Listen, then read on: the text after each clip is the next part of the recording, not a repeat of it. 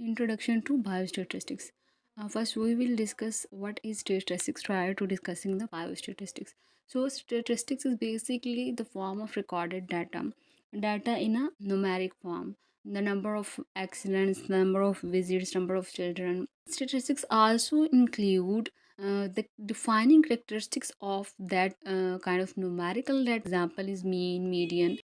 So, what does statistics means as a subject?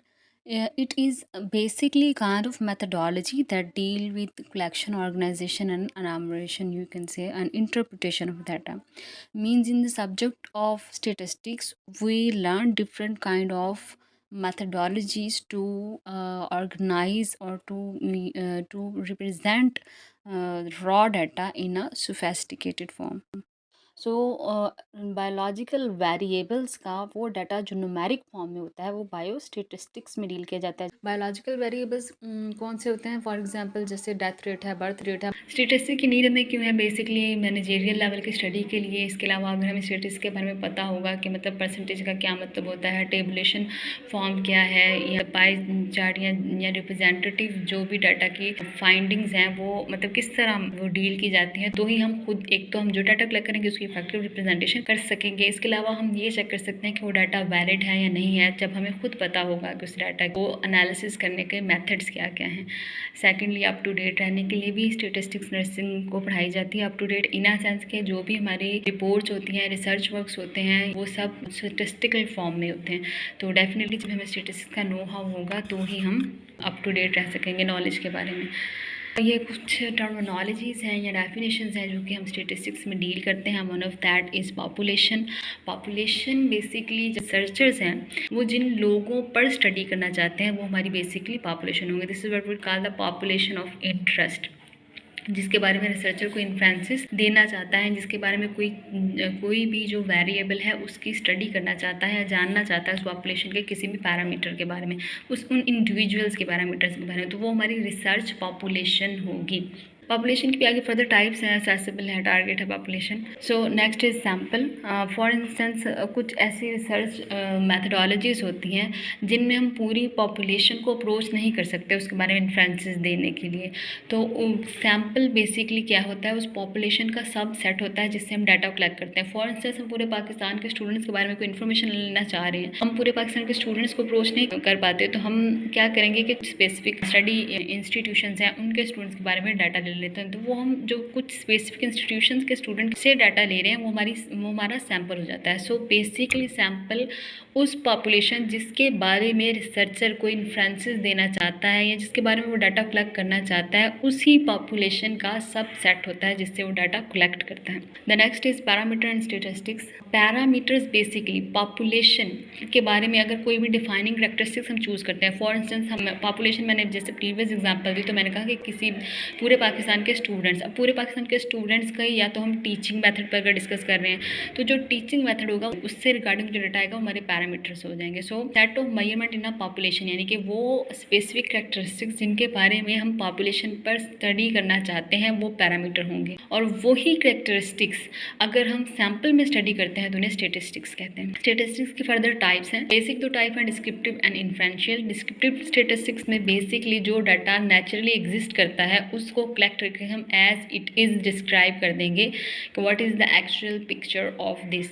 For instance अगर हम please previous example को ही code करें कि पूरे पाकिस्तान के स्टूडेंट्स का टीचिंग मेथड कौन सा है जिसे वो यूज़ करते हैं, तो बेसिक जो भी वो मेथड यूज़ करते हैं हमें जो ज़्यादा परसेंटेज आएगी हम उन रिजल्ट्स को एज इट इज़ प्रेजेंट कर देंगे, तो हमारा डिस्क्रिप्टिव स्टेटिस्टिक्स होगा, यानी कि what naturally exist we have to present that. Inferential statistics में क्या होता है कि हम इसमें अपनी राय देते हैं, अपनी इन्फ्रेंसेस, अपना कंक्लूजन निकालते हैं।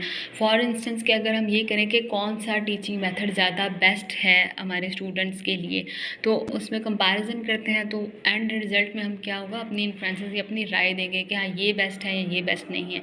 इन्फ्रेंशियल स्टेटिस्टिक्स में भी आगे से दो टाइप हैं, एक एस्टिमेशन है एंड हाइपोथेसिस टेस्टिंग है, वो भी हम नेक्स्ट लेक्चर में कवर करेंगे। इन्फ्रेंशियल स्टेटिस्टिक्स में हमारे पास किस तरह के क्वेश्चन होते हैं, अगर हम स्टडी करना चाह रहे हैं कि कोई भी ड्रग कितनी इफेक्टिव है, तो ट्रीटमेंट कितना इफेक्टिव है regarding to some kind of disease. The next is source of data.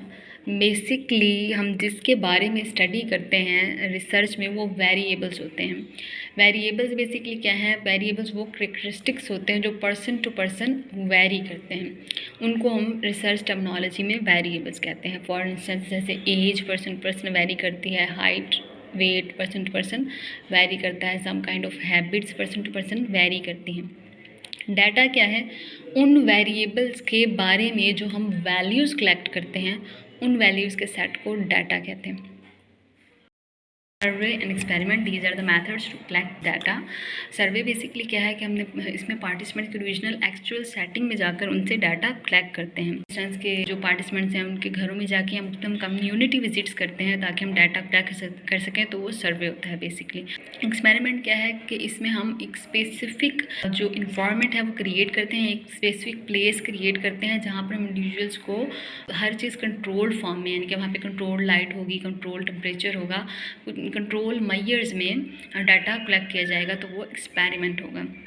Data की टाइप्स हैं फर्दर। डाटा की basically in statistics qualitative quantitative दो टाइप्स हैं। क्वालिटेटिव की फर्दर आगे नॉमिनल ऑर्डिनल टाइप है, क्वांटिटेटिव की interval and ratio scale. Qualitative variable as you know that के बेसिकली वो वेरिएबल होता है जो some kind of quality show करता है किसी वेरिएबल की। For instance occupation, gender, marital status. So qualitative variable की दो टाइप हमने पहले डिस्कस किया, nominal and ordinal.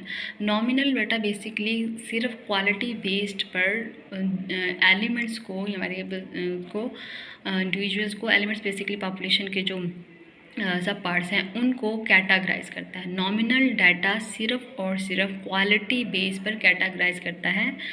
It doesn't represent that which kind of category is more better than other kind of.